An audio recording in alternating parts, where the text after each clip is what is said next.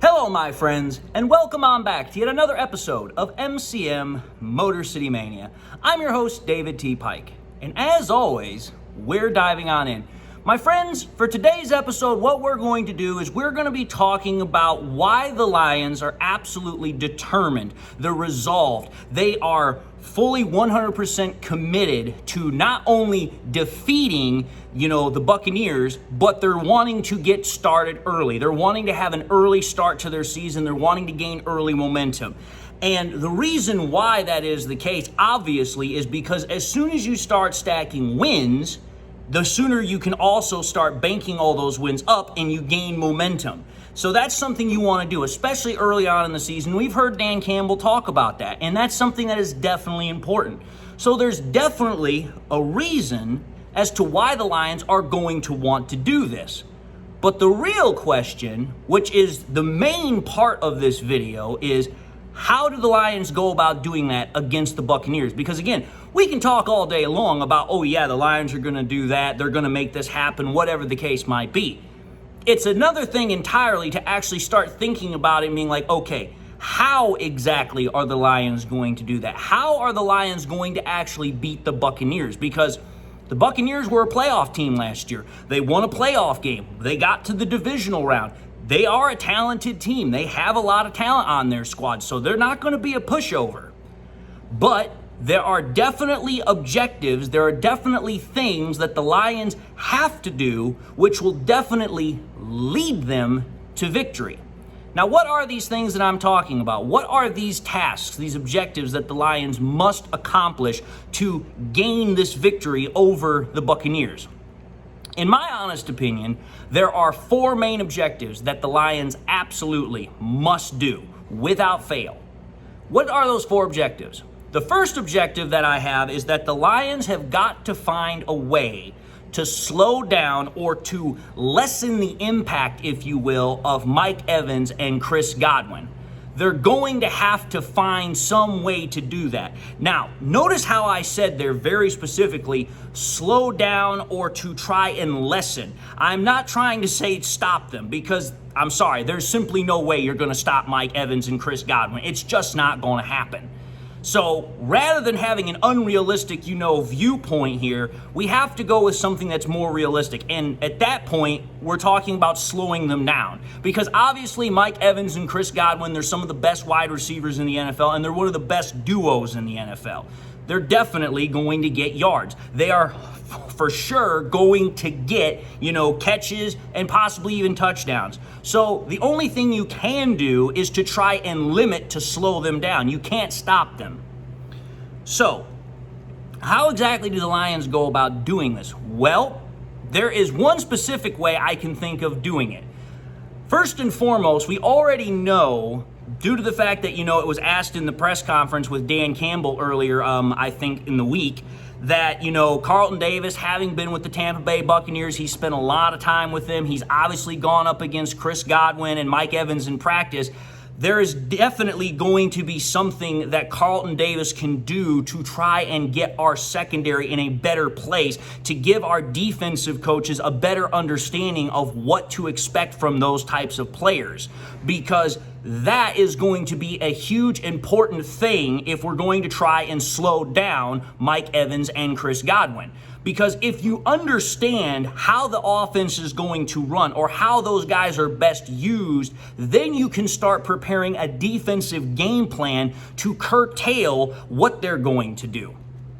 So having Carlton Davis, I think, is going to be a pretty big advantage. And I'm not saying it's going to be like a world-changing advantage, but having that perspective is definitely something that's going to help out the Lions, and especially our young cornerbacks and also our defensive coordinator, Aaron Glenn, because hopefully he takes that information and he uses it to try and, make a scheme, make a game plan that will effectively slow them down. But the way I look at it is that the best way you're going to try and slow down Mike Evans and Chris Godwin is you're going to have to most likely double team Mike Evans. I'm sorry to say it, but Mike Evans is one of those guys where you're going to have to double him because of just how big he is, how talented he is, and how good he is at getting 50-50 catch balls. I mean, it's hard to stop him. So the best way to stop him is to put a double coverage on him. Now, what do I mean by that? I'm not saying put two cornerbacks on him. I'm saying you have a cornerback and then you have a safety assigned over top that goes wherever Mike Evans goes with that corner. So that way you have double coverage. So the quarterback, that being Baker Mayfield, is less inclined to try and throw a ball over there because it's more likely now to get picked rather than completed, even if it is Mike Evans. So I wouldn't be at all surprised if we see some sort of double coverage scheme trying to limit Mike Evans. Now, as far as Chris Godwin, on the other hand, Chris Godwin is also still a good wide receiver, but he's not a burner. He's not a jump ball expert like, freaking Mike Evans. He's more of the possession receiver, the guy you rely on in certain situations to convert the downs or to make difficult catches.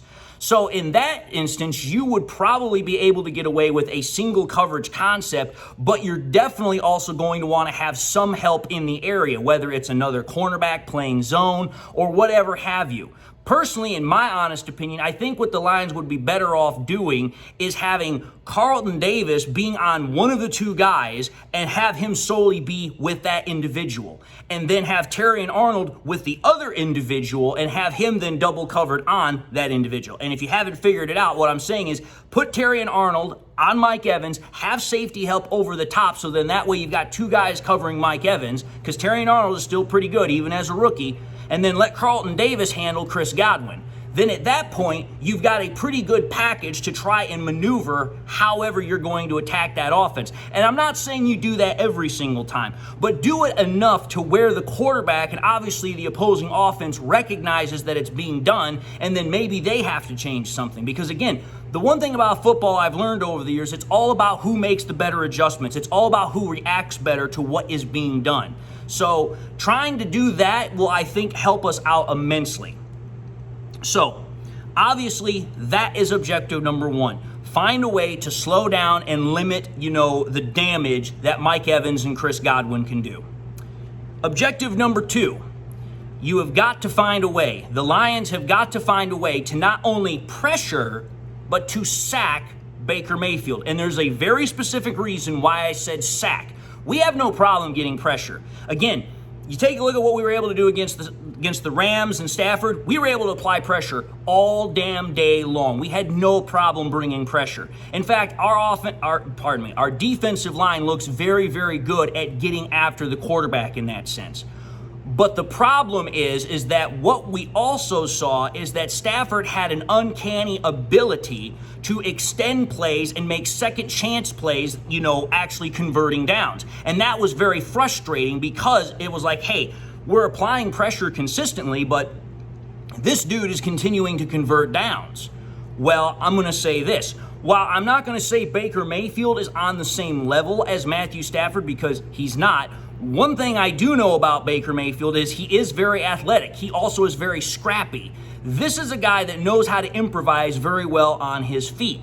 And again, because I watched the Washington Commanders and Bucs game last week, I can tell you for a fact there were at least, I think, 3 or 4 times that I saw Baker Mayfield evade pressure from the Commanders' defensive line, make something happen out of nothing, whether it was running or making a second chance play with a throw, and it's like, okay, that is exactly what we don't want happening. So what I'm trying to say here is when you're bringing that pressure, we have to make sure we're actually getting home and getting Baker Mayfield to the ground. We have to make sure we're not letting him escape and doing something afterwards as far as a second chance play, because that's where we typically start running into trouble. So for me, the ability to get Mayfield on the ground is important because Mayfield's the kind of guy, he can make throws on the run, he can make throws off platform. You have to get him on the ground. Otherwise, he is still going to try and make a play. So that is imperative. Yes, get pressure all you want, and we're going to get pressure, but you have to sack Baker Mayfield at the same time. So that is objective number 2, pressure and sack Baker Mayfield. Objective number 3, I already talked about this in a previous episode at much more of a decent length than what I'm going to do here. But the point of the matter is that the Lions absolutely 100% have got to challenge the Buccaneers secondary. When we take a look at this Buccaneers secondary, as we already have seen, not only in my previous episodes, but also in injury reports that have come out, that secondary is dealing with a litany of injuries. Already they're missing Bryce Hall, their number 3 cornerback. Plus on top of that, their number 2 cornerback is again dealing with a concussion. Their number 4 cornerback is dealing with an ankle injury. And we don't really know what's going to happen with those cornerbacks because it's possible they could play, but it's also possible they may not play. So then now you're all of a sudden dealing with, potentially, like I've said, backup or, practice squad players. And then on top of that, the starting free safety is almost guaranteed not to play this week. I would be absolutely shocked beyond all measure if he somehow found a way to dress for this game, because from what freaking Todd Bowles said earlier this week in a press conference, he said he was going to be out for at least a couple of weeks. So I would be absolutely shocked if the very next week, after having a severe sprained ankle, he somehow found a way to get out on the field and play on it, especially for a position like safety where you have to have speed, you have to have the ability to cut, maneuver, and make all these different moves, which requires good ankle support. But my whole point is that with all of those different injuries, all of those different things going on in that secondary, it's obviously going to have to be shuffled. It's obviously going to have to be replaced with different players. And that's going to affect the cohesion and the chemistry of that unit. So, that right there tells me there is a massive opportunity for the Lions to take advantage of that and exploit it through the passing game. And this works perfectly for the Lions because Jared Goff has proven in the past that, hey, he knows how to handle Todd Bowles' scheme rather well. Now, whether or not that's totally on Jared Goff, I don't know. I'd be willing to bet it isn't, because I'm pretty confident that Ben Johnson also has a hand in that. But my whole point of the matter is that the last 2 times that we played the Bucs last year, Jared Goff absolutely had no problem with the Bucs. He was able to maneuver and guide us through that defense rather well. And in the first time we played the Bucs, we had no run game. Again, you go back to that Week 5 game, we didn't have we didn't have Jahmyr Gibbs because, he had already been injured. And then we lost David Montgomery sometime during the game. So it was like we were down to Craig Reynolds. That was it. And we didn't have a running game at that point. That game was totally won by Jared Goff. So it's like, okay, we know that Jared Goff has the ability to play well against Todd Bowles' defense. And with them not having their starting cornerbacks for the most part, that's going to make things even better. So again, objective 3, Goff and the Lions, they absolutely have to challenge this weakened secondary against the Bucs. Which then brings us to our 4th objective. And this definitely, how I'm going to put this is it's going to be kind of like a mix match, because part of it's going to be related to the defense of the Bucs, but part of it is also going to be related to the Lions offense here. And what I'm specifically talking about here is the Lions have got to find a way to limit Vita Vea from impacting and derailing our freaking run game. Because we already know this. Us Lions fans already know it for a 100% fact. Dan Campbell and Lions, they are going to run the ball, and they are going to stay committed to running the ball. There's no ifs, ands, or buts about this. But I know this for a fact. Vita Vea is one of the best nose tackles in the business, and there is a damn good reason why. The man is a mountain of freaking flesh and muscle. He is listed at 6'4", 346 pounds. This is a guy that easily is going to take up a gap or two just because of his size alone. And then when you factor in his ability to have, speed and also strength on top of that, this is a guy that is a literal handful. So with him being directly in the middle, that means that guys like Frank Ragnow, Zeitler, and Glasgow, they are going to have their hands full trying to work against him. Well, why that's a problem is that because of how big, how strong, and how, disruptive Vita Vea is, that then is going to allow the 4 linebackers that are directly behind him, particularly Levante David, to then find ways to also derail, to also impact our run game. So what the Lions are going to have to do is they're going to have to find a way to effectively, diminish Vita Vea's impact, so that way they can also be able to run the ball up the middle, because the only other option you realistically could have is trying to run zone runs outside.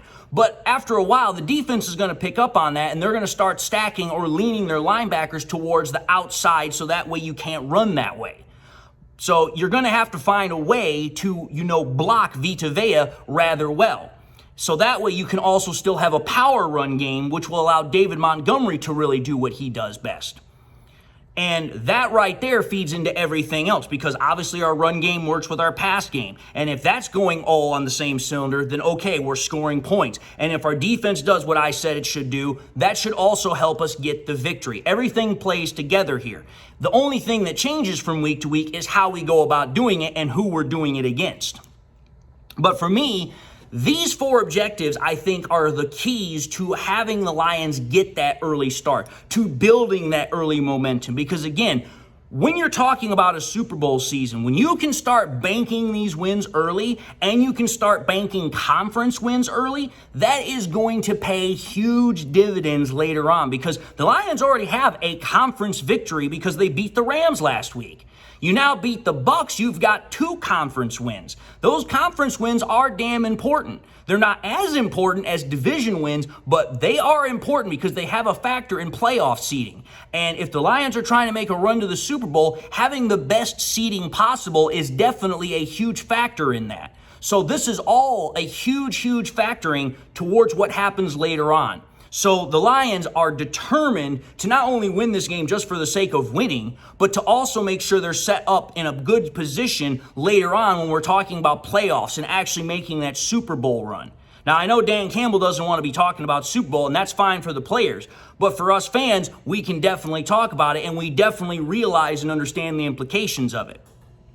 So there's definitely an importance to this game just beyond the fact of actually winning it. But having said that, I think I've done a pretty good job of explaining what I think the Lions have to do, the significance, the importance, and all that. So I'm going to end the episode and say thank you all for watching another episode of MCM Motor City Mania. If you like what you saw, by all means, I highly encourage y'all to watch the next episode. Also encourage y'all to do one of these 3 things: like, comment, and subscribe. If by chance you subscribed in the past and you forgot to do so at the time, or you just subscribed and you not had a chance to do so, again, I want to highly encourage y'all to subscribe. But I also want to encourage y'all to make sure you hit that bell notification icon as well, so that way you guys never miss any more content that I push out. And I also want to encourage y'all to please share this content with your Lions friends and family members. Share it here on YouTube, share it on Twitter, share it on Facebook, share it anywhere and everywhere you can with everybody and anybody that you can. The more we can share it, the greater the channel can grow and spread. And with that being said, to everybody, I hope you all enjoyed the content. Whether you've been a long-term viewer or you just started for the very first time, I hope you all enjoyed it. And I hope you all have something in your life that makes you happy, makes you smile. God bless, my friends. And until the next time we meet, I'll see you all in the next episode.